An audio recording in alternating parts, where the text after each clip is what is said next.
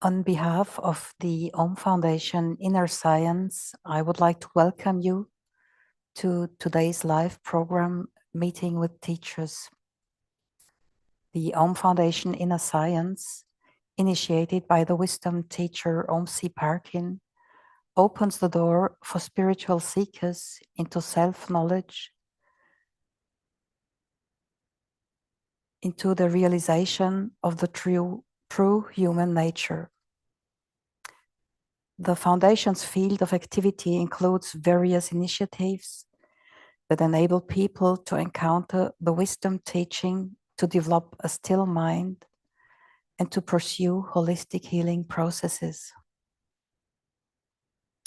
The meaning of human life is the knowledge of the true human nature. This is an excerpt from the preamble of the Om Foundation Inner Science. In this YouTube live program, Meeting with Teachers Navigating the Wisdom Path, we will regularly invite teachers and students of different spiritual traditions to talk to us about the path they represent and live. You will receive lively insights into the different paths of masters, either from them directly or from the perspective of the students, and with the different approaches to the one teaching. In this way, you have the opportunity to deepen your own experience and expand your understanding of Dharma. This format is now taking place for the second time, and we are delighted to have Mary Angelon Young with us today.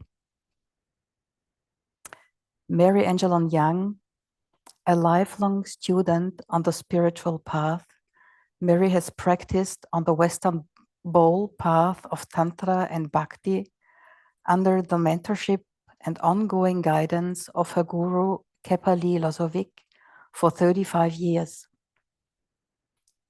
She is a songkeeper, traveler, workshop leader, storyteller, and author of 15 books.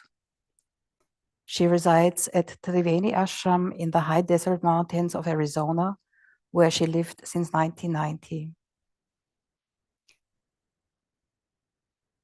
My name is Beatrice, and I'm very delighted that Mary Angelon is making herself available to answer our questions.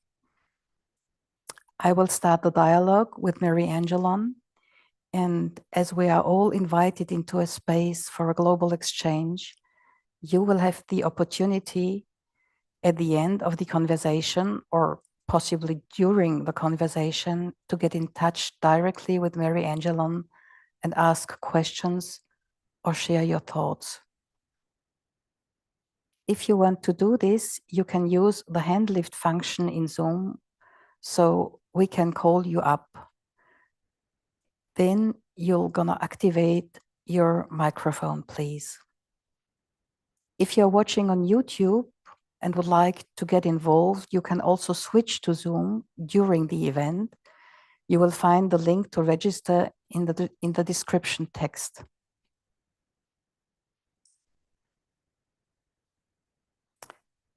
Hello. Hello, Beatrice. Hello, Mary Angelon. I'm very happy that you made it possible to get in dialogue with us. Very welcome. Good morning. Thank you. Good evening to you. Thank you.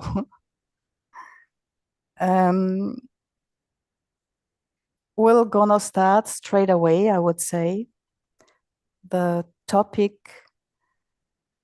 Today's topic is the only grace is loving God. A phrase that sounds simple and yet is not such simple in the realization. And I would like to ask you, can you tell us where this phrase came from? And also, what does this statement mean to you, and how has it manifested in your life? That's a very big question. Well, I thought we start simple. Okay. Well, first of all, I want to thank you so much. Thanks to everyone there at the Modern Mm, Monastery for this invitation, and it's a pleasure to be with you again. And this is a subject very interestingly, has recently come back for me because the phrase, the only grace is loving God, comes from my teacher Lee's book, which was published in 1982 by that title, The Only Grace is Loving God. And it's a little book. This is it. It's very little. mm, And I read this book first probably 35 years ago and have referred to it off and on during the years, but recently it's come back for me. So it's had certainly a big impact, and it's not an easy book. It's not the kind of book you can just open it up and read it and go, "Oh, I get that." It's a consideration that has to be lived, actually, to be able to touch or resonate with what it is that Lee is, what his personal revelation was, because this is about Lee's revelation. So, what's really powerful and vivid for me is what is my revelation about this? What is your revelation about this? Because in mm. fact, what he's saying in here is that that's going to be uniquely individual. Okay. It's one of many things that he says.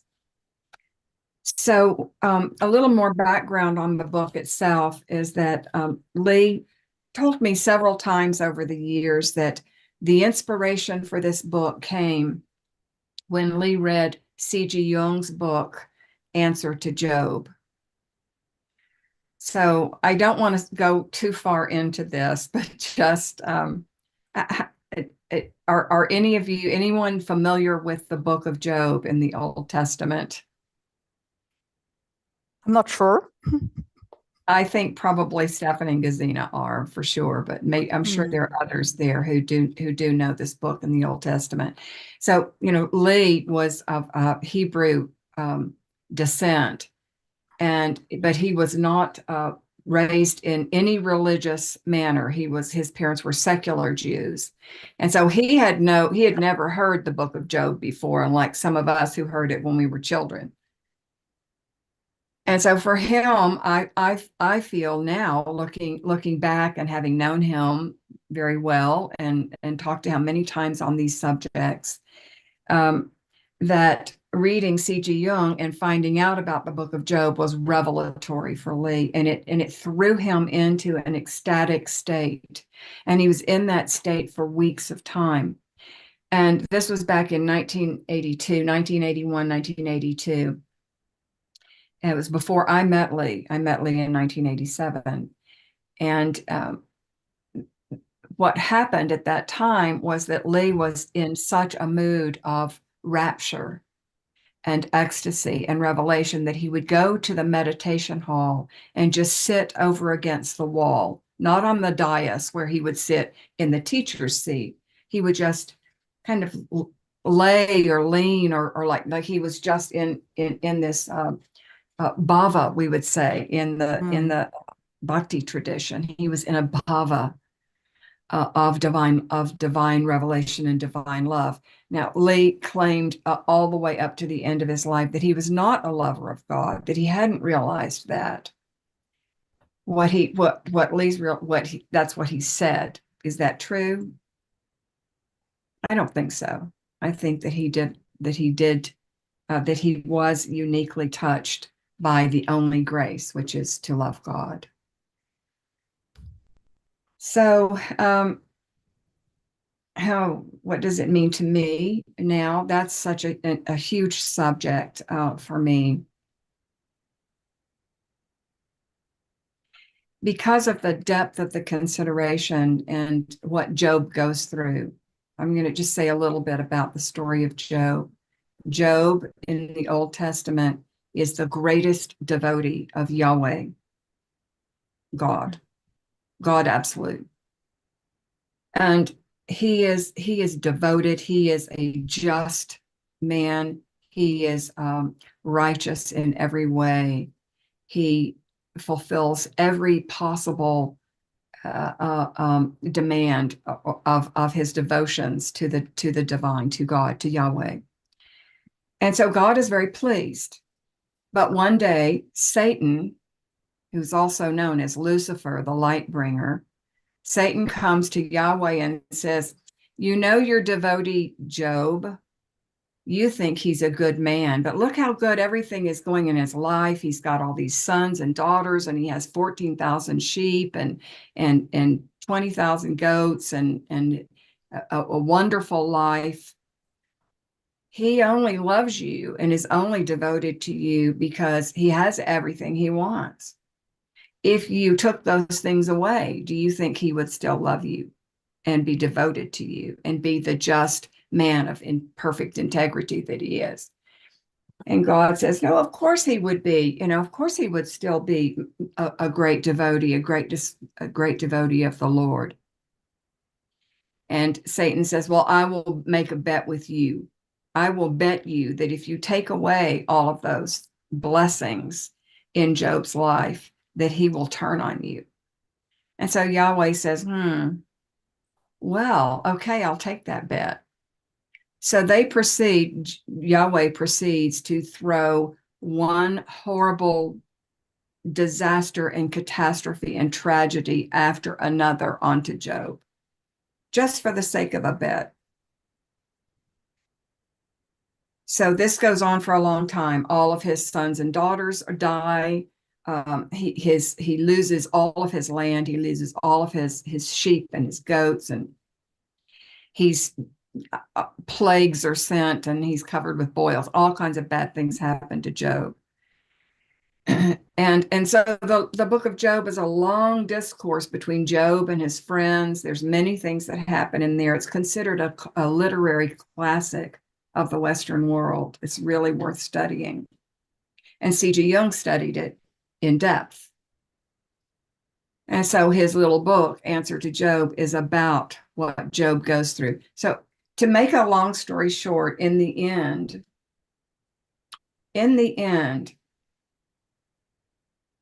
after everything that Job goes through, including turning to God finally and saying, and like accusing him and saying, "Why have you done this to me? How could you do this to me?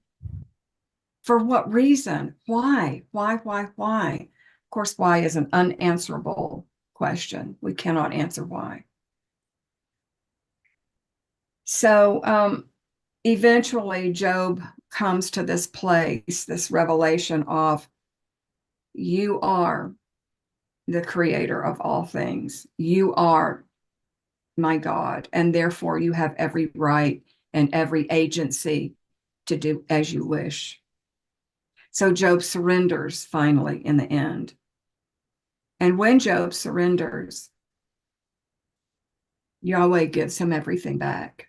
He has new sons and daughters, and he has now 15,000, even more sheep and even more goats and more land and more wonderful life and all of that. But nonetheless, the book of Job asks us some very deep questions about how do we deal with tragedy? How do we deal with inequity?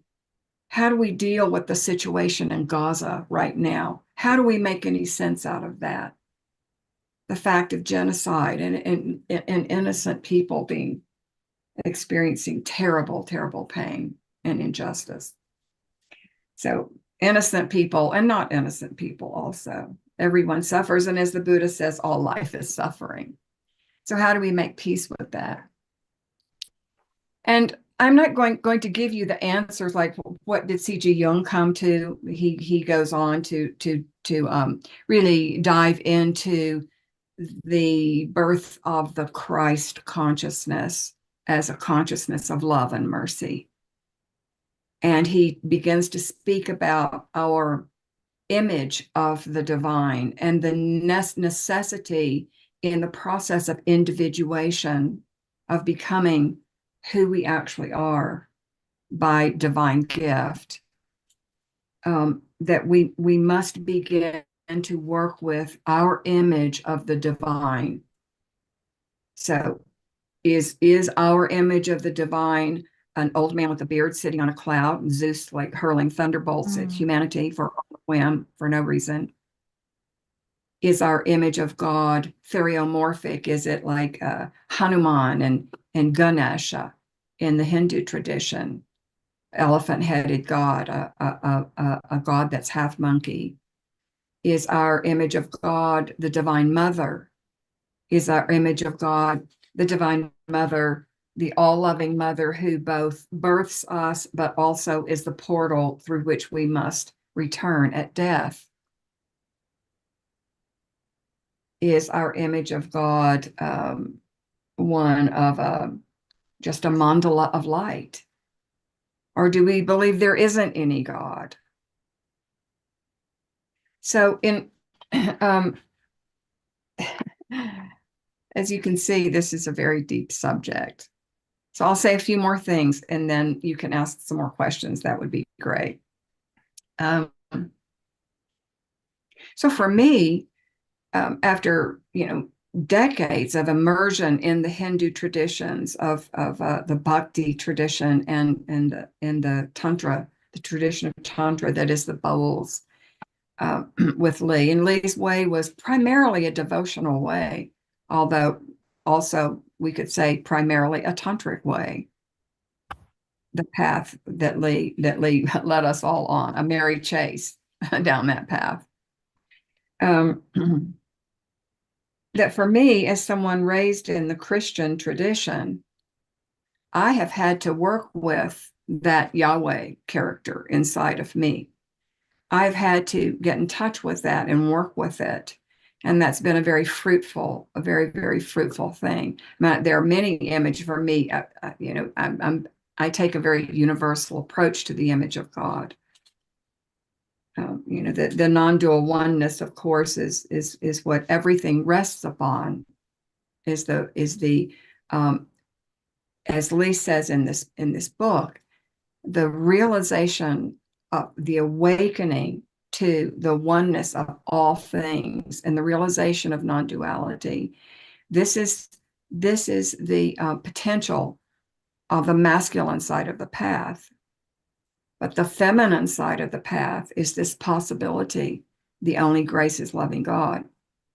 And when that involves each of us individually becoming who we are, who are meant to be, who we are actually. So I'm going to stop right there for a moment and see what's coming up for you, Beatrice. Well, this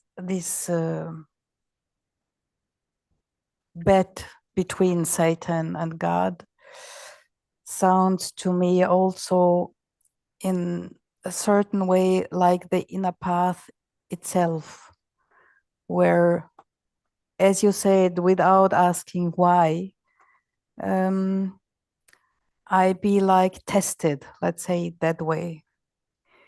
And I just wonder, and I wanted to ask you, and maybe this is also something very specific in the Bhakti way, what would you say, what kind of conditions are there to walk this path, to encounter this only grace by loving God? What are the conditions? Yeah. Are there some first, or is it just an idea? Oh, it's definitely not just an idea, because it's about our actual lived experience, lived in space, lived in time, lived in the body, and lived in relationship. So, Lee says, in his teaching, the only gateway to God is through the feminine, and everything we experience in incarnation, even our realizations of non-duality, are through the feminine. So life is what gives us all the conditions. It's life that gives us the conditions. And, we go through tremendous difficulties and challenges and struggles and conflicts with ourselves and with the environment and in our relationships with others at every level. Each one of those is a doorway. So from the tantric perspective, what you take as your path, what is in front of you. And so difficulties arise. Can we, at some point, if we have, in Tantra, you turn toward the difficulty. That doesn't mean that you act in indiscreet ways. It doesn't mean that we act rashly or without applying our deep relationship with Dharma to our action and our relationship to practice to our actions. But it means that we turn toward it. We don't run from it. We don't deny it. We don't push it away. We don't avoid it. If it's coming for us, if it's here now in this moment, we turn toward it and we go into it. So that's true even of, say, something like depression. One of the things that Jung says very clearly in his work is that within all experiences of darkness and, say, an experience of depression, there is a hidden light. The mystics say the same thing. Thomas Merton says exactly the same thing. For example, there's a secret light hidden in the darkness. So the big answer to your question is everything in life. That's the condition. Then there's the specifics. Yeah. Okay. I'll get you, but what triggered me is there a certain attitude that would be helpful for a human being to walk this path? What came spontaneous to me while listening to the story was what is about faith? What meaning has believing? Would you say would it be necessary to have it? Or what role does it play?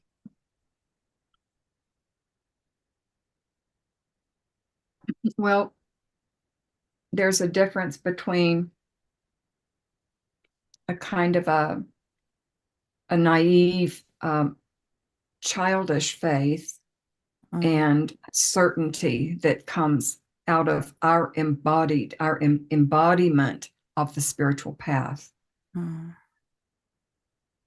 So not I believe, but I know. And not I know like my rational, like the first level of my rational mind, but that deep knowing that comes out of buddhi, out of the deep divine intelligence within us. But we have to make our way down to that. So, faith is something that we it's an inner work of a lifetime, and it's also a kind of grace in and of itself. So yes, faith plays a very important role, but a living faith, a working faith, which includes doubt. And another quality that we can cultivate is humility. Surrender, that's great, but can we surrender ourselves? Surrender is a very graceful thing as well. But we can position ourselves through our intention and through our heartfelt intention and our longing. We can position ourselves like, we keep opening up and becoming more and more receptive to receiving what life, universe, God, goddess, whatever we want to call that, is giving to us. and Mm. trusting. So, trust there's a whole chapter on trust in this book, The Only Grace is Loving God, in which Lee says that trust and imagination are absolutely necessary to make a deep inquiry into what he's offering in this possibility. The only grace is loving God, the possibility of loving God. Trust and imagination. So so how do we cultivate humility? That's without there being any self-hatred in it. Mm. Mm. We're talking about lifetime work on the path. And if we're very lucky, we have the opportunity to live for many years and to keep working the ground of all of this. But for me personally, creativity has been a really crucial part of cultivating the ground in me for this possibility of cultivating my devotion and my bhakti. Mm. Creativity has been essential to it, because creativity, really can't separate creativity and inspiration. We have to keep finding inspiration in our lives. So, and of course, all of this depends on these like samaya vows, as the Buddhists say, the vows that we take, our deep commitment to the path itself. The path is alive, and it will give us the opportunities that we need in any given moment for our next unfolding. But we have to be committed to it, and we have to keep affirming that commitment. Lee used to say to me, when you have a moment of clarity, affirm to the universe your intention. So we keep doing that. We keep doing it. And we don't stop. And there isn't any end point. There's just the ongoing, the phrase that Lee uses, which is a phrase that is synonymous with any term for God that we might come up with. And that phrase is the great process of divine evolution. So there's no there's no end point to that, really. It's just going to keep going because there's infinite potential. Mm. Yes. I would be interested. You have like 35 years of a spiritual path in the back of you. You're still on the way. Could you say, how has your inner path, the way that, or the tradition that you are following, how has it developed or transformed you? A small question again. Mhm. How has it developed or transformed me? Yeah. How? Not in what way, but how.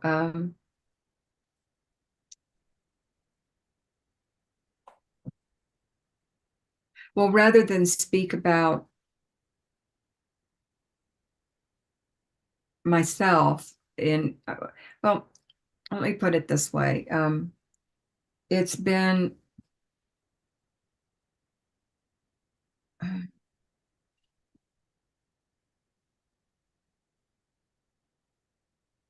through the fire, I would say, through making sacrifices. I made very big sacrifices of my personal life to be with Lee. And and then living in the fire of his path and his work and his realization for 25 years. And then when he was gone, being plunged into um, during his lifetime, there were all kinds of things for those of us who were, you know, uh, in his company. There were raptures and amazing, incredible upper world and underworld voyagings, and all kinds of things happened, and a lot of deep study and deep dive into practice and meditation and mantra practice and chanting the name of God and traveling as path. For me, I traveled so much with Lee to India, all over Europe, in the United States, to India many number of times, and being in the company of other teachers and realizers, people of great realization, and of course, most of all, meeting Yogi Ram Sarakumar. This was, in many ways, the pinnacle of that process, and that's still very alive for me, as is my relationship with Lee. But after Lee died, first there was the ecstasy of that, and the incredible opening into, the heavens. Like, for me, the one who was Lee, the one of the not the there's the human person, and then there's the big mind. There's the Buddha field, they say, of the guru essence, the guru tattva. And for me, that guru tattva became everything. That was, that was like an explosion. I sometimes have said that his death, what that did for me was it put me through a long process of, the Greeks use this word metanoia, huge interchange.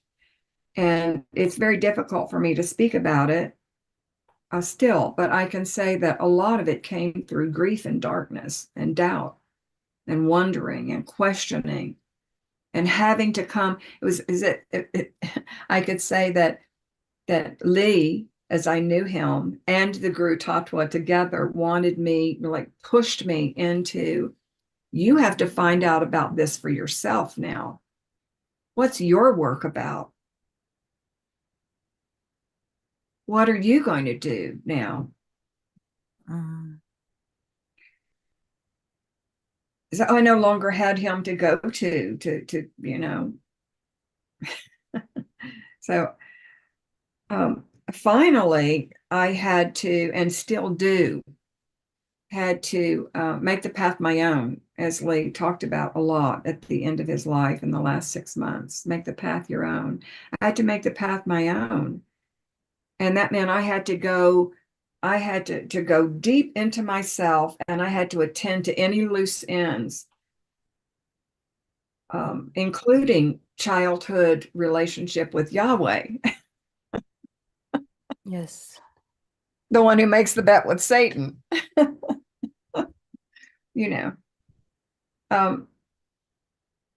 To find what was true for me.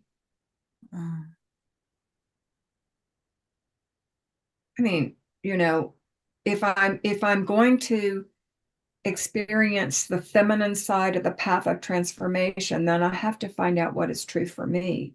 Not me like, the egoic me of, all of that kind of karmic considerations, of the survival strategy. I mean, I need to know all about that. I need to know everything about that. I need to know who I am. So I came back to very, deep immersion into my lifetime love of the work of C.G. Jung. I found tremendous help and inspiration there, and I still do. I love that work. And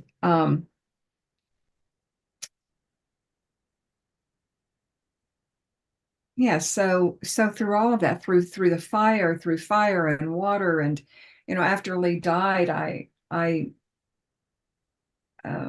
I've always been a very strong dreamer, and I'm really convinced of the importance of dream yoga and of working with dreams as a portal to the deep self and the deep unconscious, and a kind of knowing or guidance or wisdom, and knowing guidance, wisdom that comes around the conscious mind with its egoic imperatives. And when I say ego, I want to be very clear. I'm not down on ego. A lot of people on the path will say, ego, kill it, destroy it. That's not my way at all. My way is work with it. It's natural. It's part of our sahaja, the natural gift of our incarnation. So, but however, I don't want it controlling everything, as it, of course, would like to do. That's its imperative. That's how it's it's there to help us survive and fulfill the incarnation. So this, I turned to C.G. Jung's work, but I also turned to my lifelong love of mythology, and especially the Greeks, who, as it turns out, had really a lot of wisdom, above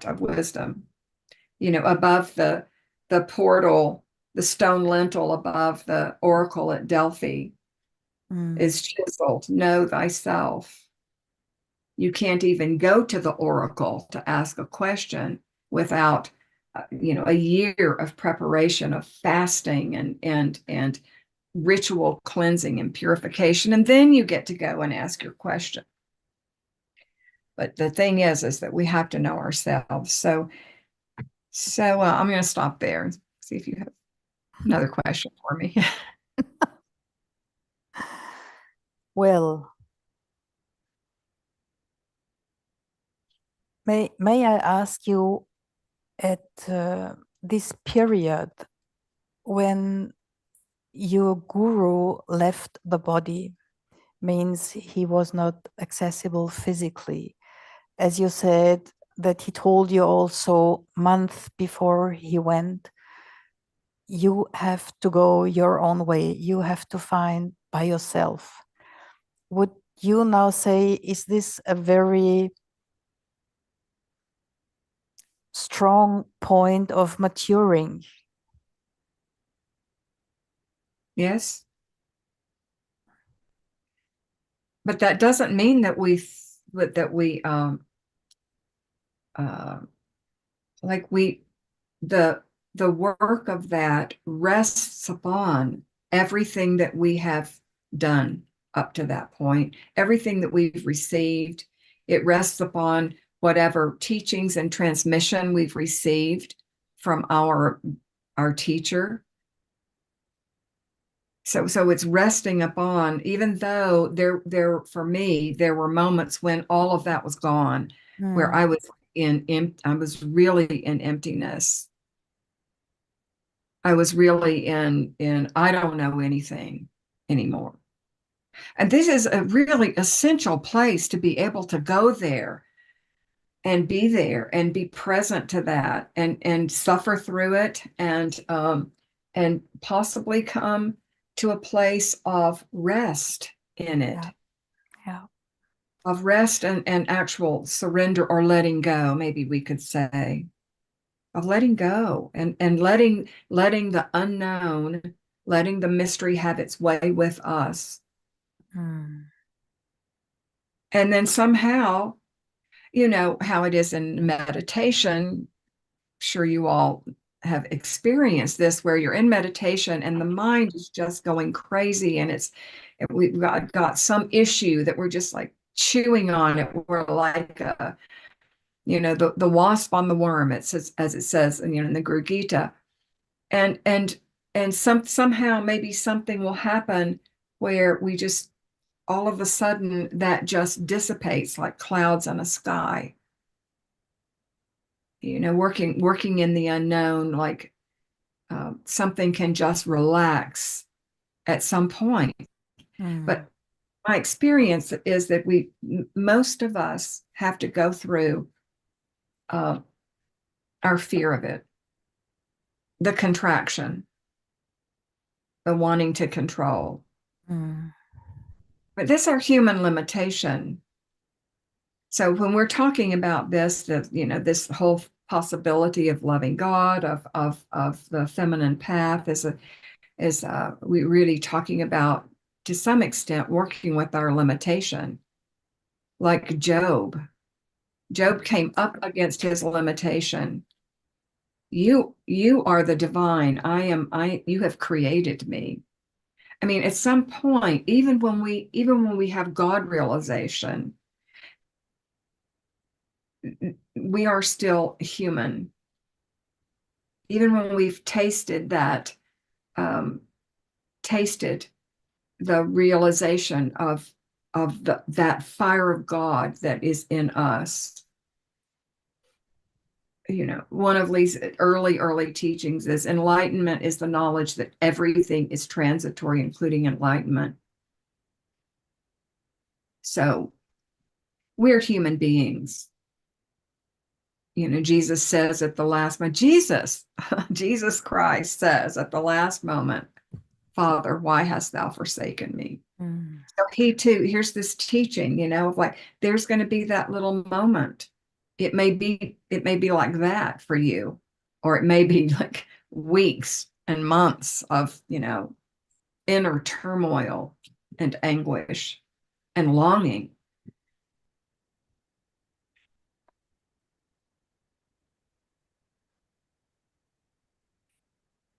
This point that you mentioned, that everything is transitory.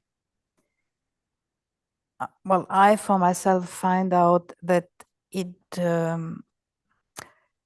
it is a very tough point for me. And I just wonder, this consciousness about everything is transitory. So what can we do to keep, even though it is like this, to keep up the trust, to keep up the fire, and to keep up going?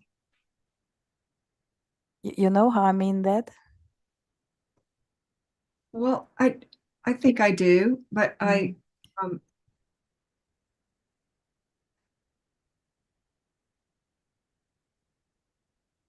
even so, on the one hand, that can be our pure intention, and it can be our longing and our samaya vow, our vow for the path, what you just said. On the Mm. other hand, it can be me just now wanting to control it some more. Like, I don't want to go down there. I don't want to lose faith. I want to always trust. I want to always everything to be okay. Do you know what I'm saying, Beatrice? Yes, I think you're pointing out that the handicap is to have an ideal vision, which is an obstacle then. It's not helpful. Well, and it's not living with reality, Mm. because we are in incarnation. And I go to nature a lot for the primordial metaphors of how things work in space-time. Mm-hmm. You know, things are being born, they grow and they develop, and the star gets really big and it shines and it does all this stuff, and then it dies and it becomes a black hole. I mean, okay, I'm not a quantum physicist or an astrophysicist, but I do love that stuff. Mm-hmm. Yeah. But we live in the northern hemisphere, so we get to see the four seasons. You're in springtime there right now, yes? Yep. Is everything blooming and it's just so wonderful and sweet smelling? Right now at Triveni Ashram, the rock rose is blooming. And when the rock rose, it's so ugly all year round. It's this scraggly, ugly, gnarled, dead looking thing. And then in May, all of a sudden it erupts in this like, it's blanketed, it's with these white gold fragrant tiny roses. Mm. And the whole ashram is filled with this honey-like scent of rock rose in bloom. So in 2 weeks, that will be gone, and there will be nothing left but scattered petals on the desert floor. So what is this telling me about how life works? There's no, for the human creature, um,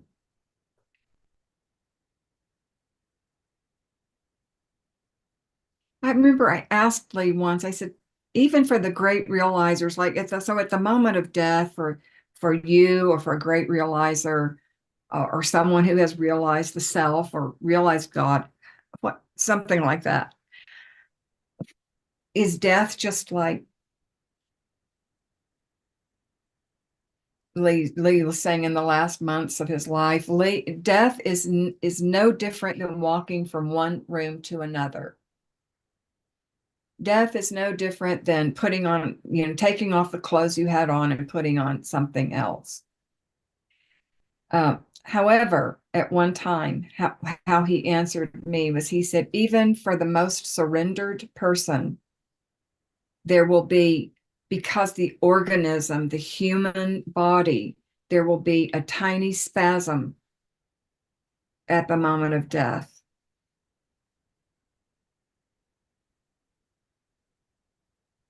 Because this body really is going to go away forever. Mm.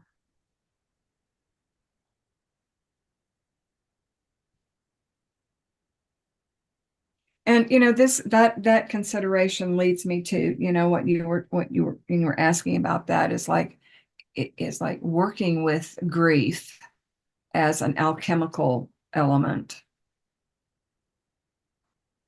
Being willing to work with grief as an alchemical element. Mm. If we've ever lost someone that was dear to us, so, the grief was so powerful for me when Lee died. There were points in time when I didn't know if I would survive it. How could I lost everything at that time. And that's, I'm not going to go into personal details about that, but I can say that I lost everything. And something, I could feel that this, something was calling me to keep living. But in the process of doing that, I had to be willing to feel the loss. Yes.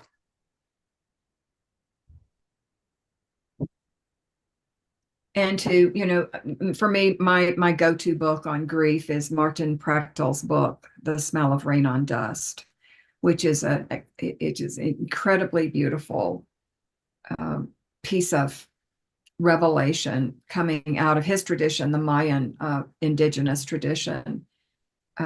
It's basically about grief and praise, and how grief, fully grieved, will bring us to praise, which is really what happens for Job.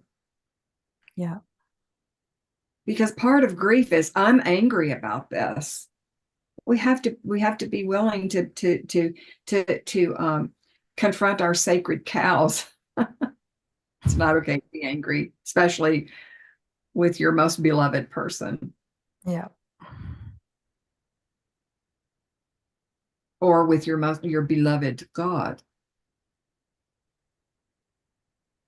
So, as we're willing to work this, if we have the courage and the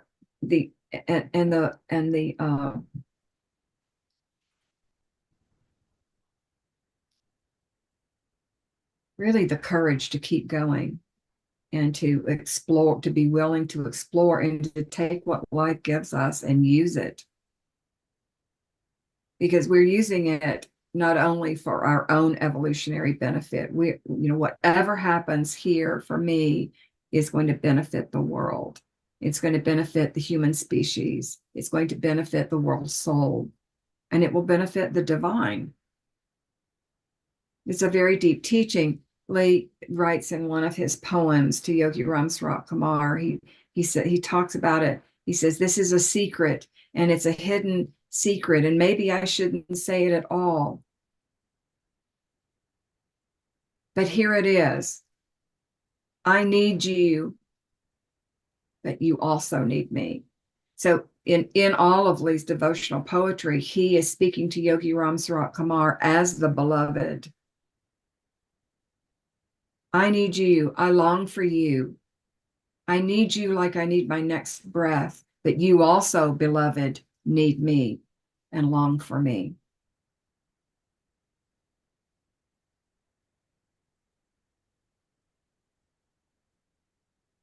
Oh, this is a pretty deep and complex statement.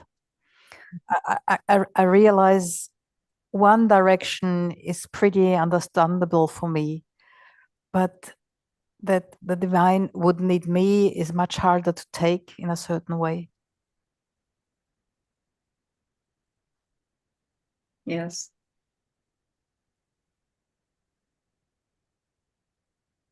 Well, that's another doorway into a contemplation of the statement, the only gracious loving God.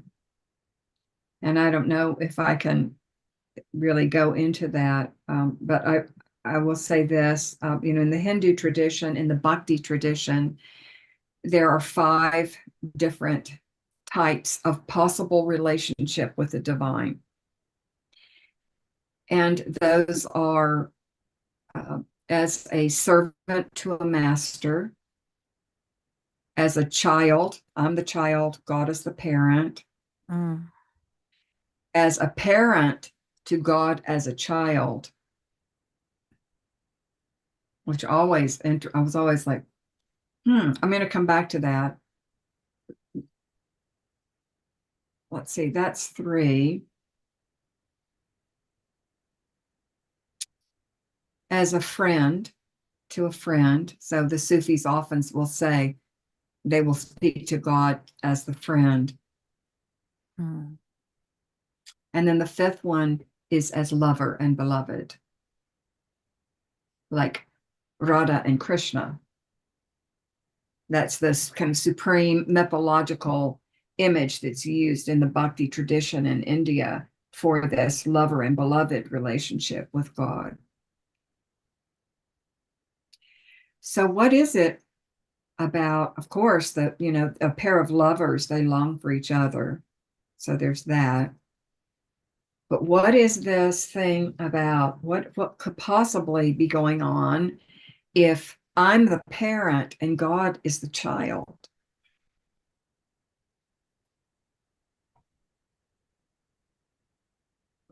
That sounds like a pretty strange situation.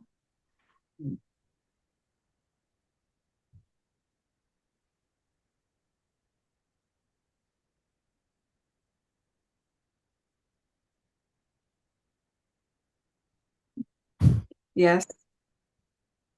But it's all throughout, of course, it's all throughout the Indian tradition, because in the Hindu tradition, there are these beautiful images of Yashoda, who's the mother. She's the foster mother of baby Krishna, baby Gopala, baby Gopala, baby Ganesh, baby Jesus, Mary and Jesus. We are the mother of God. So we're somehow responsible for the development and the evolution of the divine. So this links back to near the beginning of our conversation. I mentioned this importance of working with the God image in ourselves. What is our image of God? And even if we think we don't have an image of God, that we're like strict non-dualists and, it's all oneness and light. Well, there's still an image somewhere in there I can't speak for everybody, but let's say, 95% or more.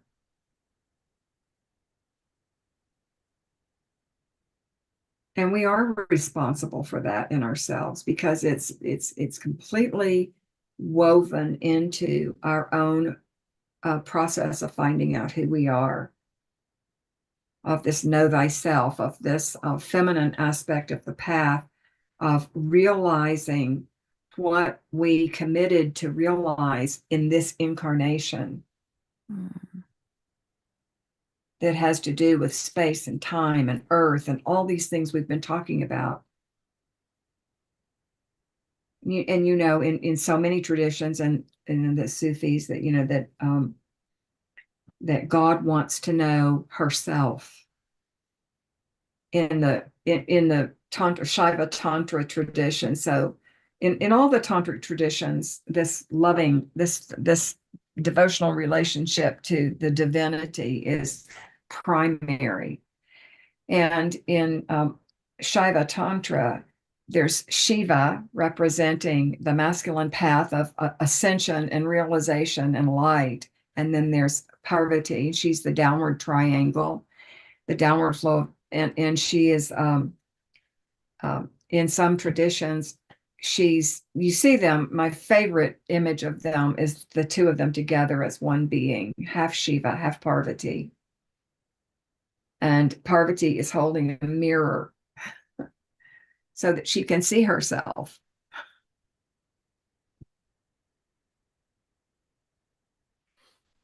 Because she wants to experience herself through us.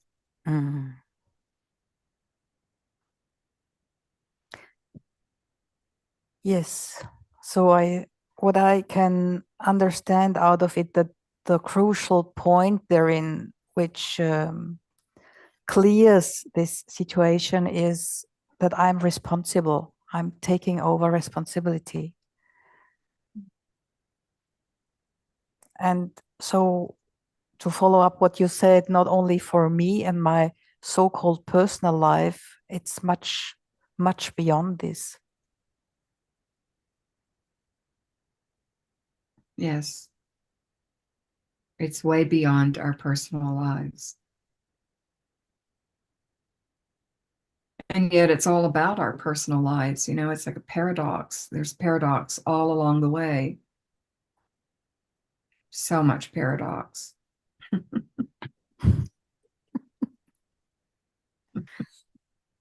Okay. So would you agree if we're gonna open the space and let's see if there are people who wanted to get in touch with you, either to ask a question or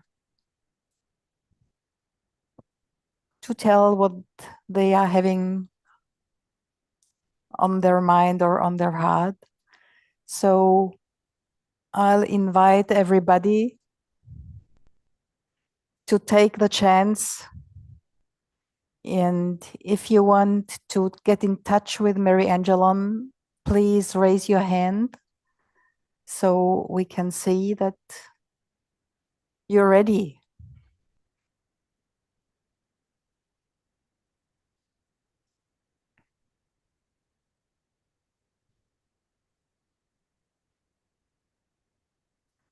So we were talking about courage, about fire,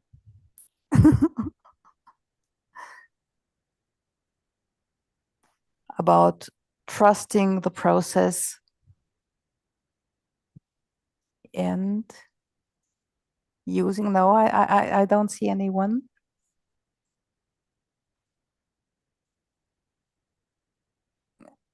Aber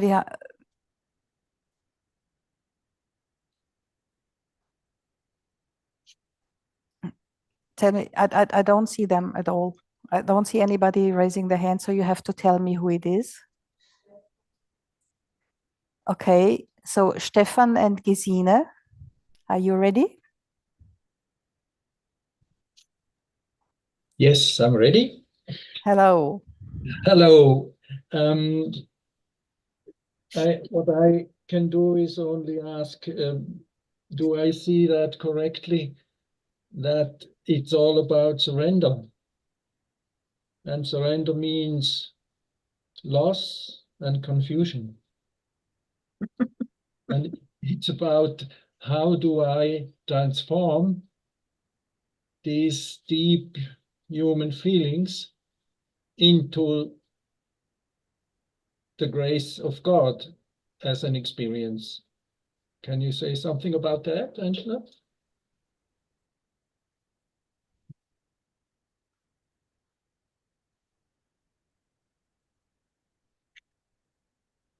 Well,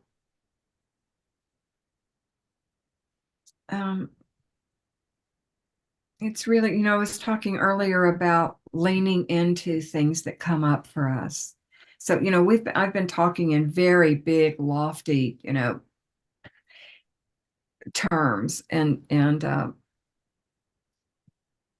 it's really about the day to day and how we work with that, and our willingness and courage to just lean into what's going on for us, and beginning with self-compassion. This is so we really can't make.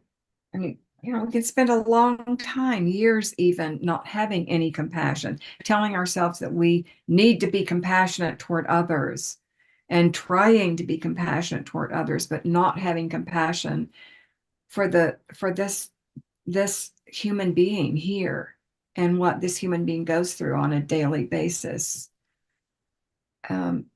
So the transformation of our loss, like you were saying, Stefan, like surrendering to it, is just about being present to it. Just being willing to go, I'm depressed. I'm anxious. I did this very recently. I was giving a seminar at La Ferme du Jutreau for at Lee's ashram in France. And one of the questions that I had people, it was an option, one of many questions that could be explored, was, what troubles you in the night? What troubles you in the night? And to write about that, to go into it and write about it and be present with it and to allow ourselves to feel it. And the more we come into being in presence, be present with ourselves and feel whatever it is that's going on for us, including even in those moments when our superego is saying, oh, you're a spiritual practitioner, you should not be feeling these things, you should be beyond this, you should be. Now actually, right in this moment, there's always gold. There's something gold. It's called, in the Jungian world, it's called shadow work. There's always gold there. So the more we can just relax and accept and be present, the more we will experience those energies being transformed for the moment. They may come back again, because so much of what we have to work through in the alchemical process and in the process of coming to know ourselves and opening the doors into our potential, so much of it is this process of accepting and just being present with.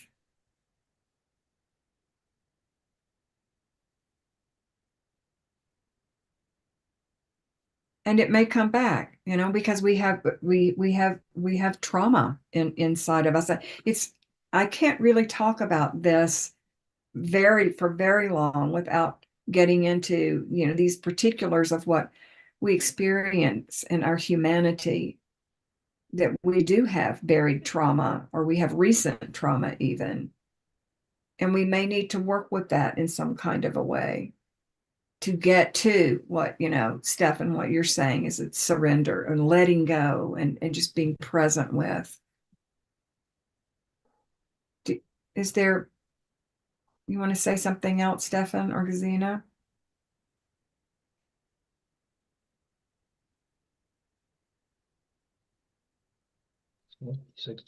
Yeah, thank you, Mary Angelon. For me, it's really in the center is what you said about being compassionate also with myself. So that is very much in the focus of this whole process. Thank you. And Sine wants to ask something. Not to ask, but to say that what you find if you dive within, just into that what you perceive, you will find the gold. And I think this is the little Krishna. Mm-hmm. We are pregnant with him all the time. So we have to care about this little Krishna here. So he will grow by its own way, but we have to care and to see what, yeah. Oh, that's beautiful. Thank you, Gesine. Just to look to it. He sits in our womb, he sits in our heart. And he prevents us from all the things who are going on in our head. The head can only relax when Krishna sits in our heart or in our womb. Then the mind relaxes into the heart. But yeah, so a mother for Krishna. That's beautiful. Thank you so much, Gesine.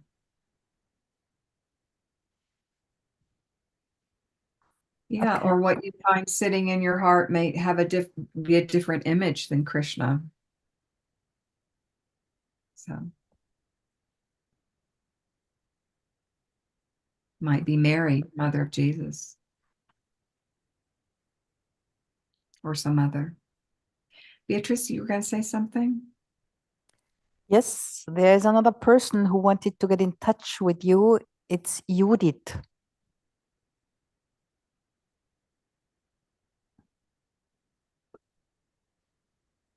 Hello, can you hear me, Mary? Yes, I do hear you. Yes, I don't know if you can see me as well because my screen is black. I have Mine no too. idea. I don't No, know I how don't that's. see you, but that's okay.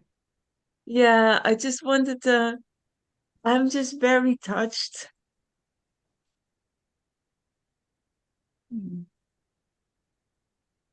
It's just beautiful to listen to you and to hear the connections that you make. And it's just, yeah, I wanted to just express that I can feel the grace through you. Thank you, Judith. Thank you.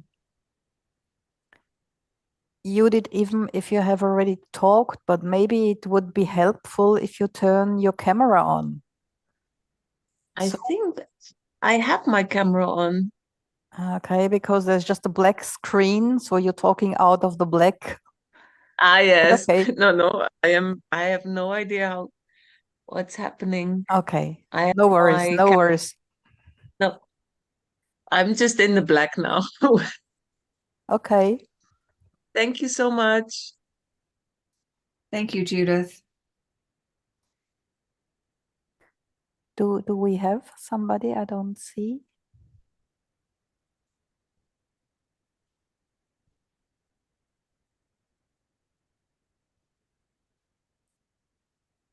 Okay, at the very moment there's nobody raising the hand.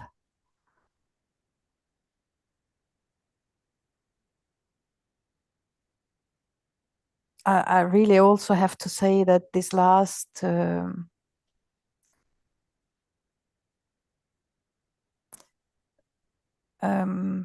let's say perspective of having Krishna or having God in the heart is really very touching and beautiful. And definitely it changes completely it changes completely something.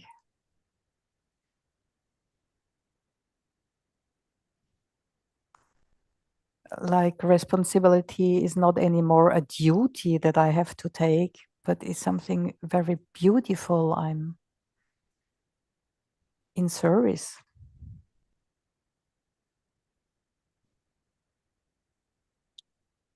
I think it touches on the theme of longing, that each time we have a taste of that divine sweetness that we can imagine as Krishna in the heart, that there's a tremendous longing that comes. There's Judith. Hello. And that longing doesn't go away. And the longing actually is like a fuel. It longing, you know, it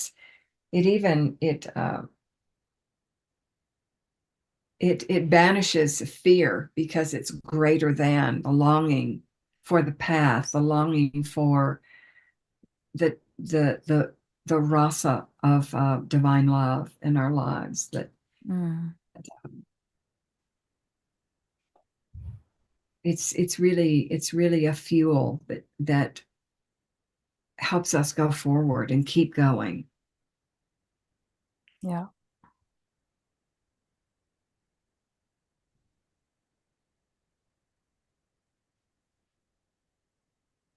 Okay, so I'm gonna ask one. Okay, there's somebody who wants to talk. Her name is Marianne.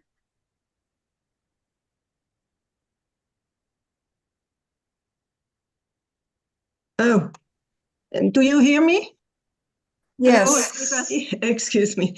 I have a very poor English, so it's difficult.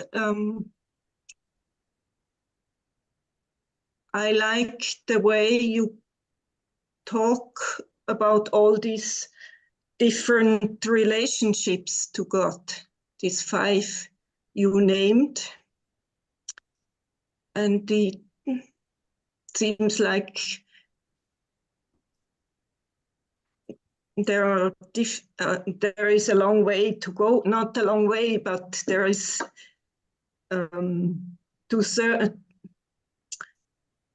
a good work of searching to get all these different relationships, to get to know all these different relationships. And the way you talk about it, it seems worth to have a look at all these different colors. So I have not really a question, but it's inspiring to just have these 5 questions or these 5 relationships to get to know. Thank you. Yes. I'm glad that's inspiring for you.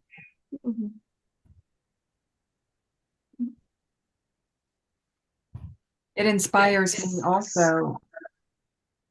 And it may be, I don't know that this is true, but I know for myself, I don't know if it's true for others, but for me, the predominant mood for many, many years was lover to beloved. And that has shifted at different times. Like something in me needed another flavor, another doorway, because they are very specific. They're like flavors of divine love, moods of divine love. The love a mother has for her child is very different than the love that she has for her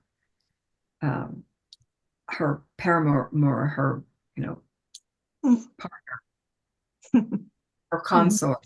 And the love of 2 friends is so precious and so beautiful and so profound. It has so much dignity and integrity to it, and loyalty, and like really beautiful qualities. So each one of those five Mhm. has its own rasa. Mhm. And in the bhakti path, of course, one of the I've found for myself, like there are periods of time when I won't have a lot of time for singing. I love to sing, and I love to sing kirtan and and sacred songs. And if I get really busy doing all the 10,000 things I have to do, all of a sudden something will just come for me and go, you've got to go sing the name of God. And Yogi Ram Sarat Kumar used to say, of course, he gave us his name to use as a name of God. But he also said, take any name of God, whatever one you want. Krishna, Shiva, Kali, Narayana, whatever you want. Jesus, and sing it and speak it and say it and think it and breathe it and hum it and whisper it. So this is a very beautiful way to have a direct experience of these things that we've been considering together this morning, that I've been talking about. So I hope when I come to see you in September that we can sing together some. Yay. I know that would be great. I'm looking forward to that. I love singing with everyone, and so many beautiful chants and songs. And there's a Baul song. This is translated from Bengali into English. And I'll sing it for you when I come with the Aktara. I'm not going to sing it today, but I will tell you the poetry, which is very, very beautiful. And it really speaks to this relationship between the two like ascending and descending paths to God, and of realization. And so the poetry goes like this: on the other shore of the ocean of oneself, there is a single drop of nectar, the origin of all. Oh, but who can reach it? Who can travel across the water? Planted deep within you is the root of reality. Explore the ground to reach the essence. Oh, but who can travel? Who can make the long journey? And in one moment to be free.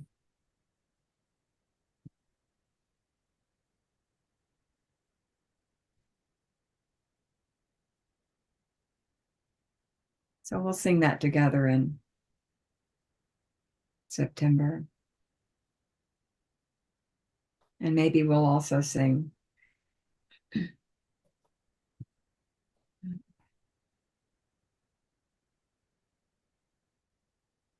we'll sing many things. We'll sing something like Devi Bhavani, Jagat Janani, Jagat Janani, Jagat Janani, Devi Bhavani, Devi Bhavani, Jagat Janani, Jagat Janani, Jagat Janani, Devi Bhavani.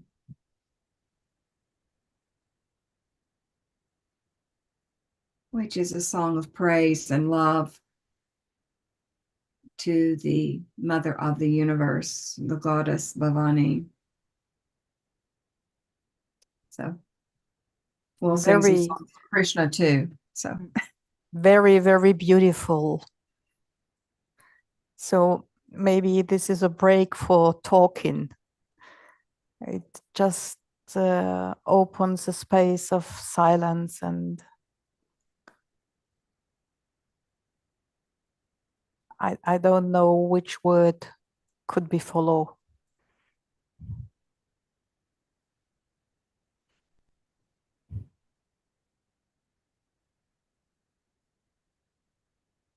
Well, perhaps this is a good place to end, and Yeah. we end with a moment of silence, or I don't know how you usually end. Beatrice, if there's a particular protocol or way that you end, but No, there is no particular protocol. I'm just a bit lost now in the in an open space. So we didn't plan anything like that. But I think it's a nice suggestion just to stay 5 minutes in silence together. What do you think? yes, let's do that. But I would like to begin that with another song, and this is Okay. an ancient song that means you are my mother, you are my father, you are my brother, you are my sister, you are my everything, you are my Mhm. all in all. Yeah, So I'll sing that. It's very short, and then we can just sit. nice. Tvameva mata chapita tvameva tvameva bandhus chasaka tvameva tvameva vidya dravinam tvameva tvameva sarvam mama deva deva.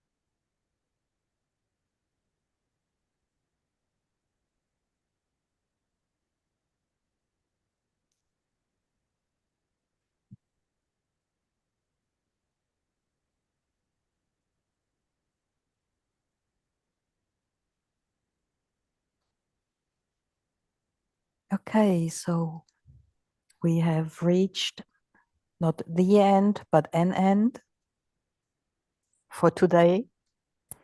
And I really would like to thank you, Mary Angelon, from the bottom of my heart for this very warm-hearted and inspiring dialogue.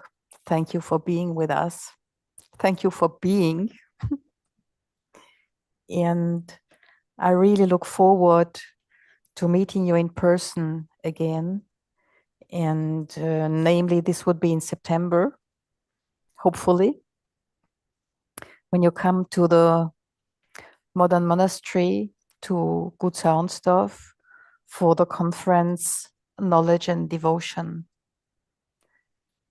So thank you.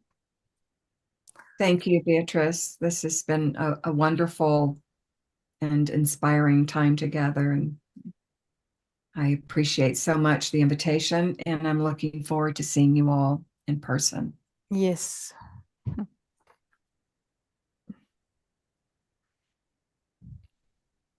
So we like to end, I will, for my part, I'll end with the Baul salutation, Jai Guru, Jai Guru.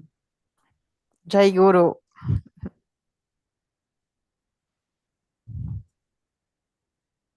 Bye-bye. Bye-bye.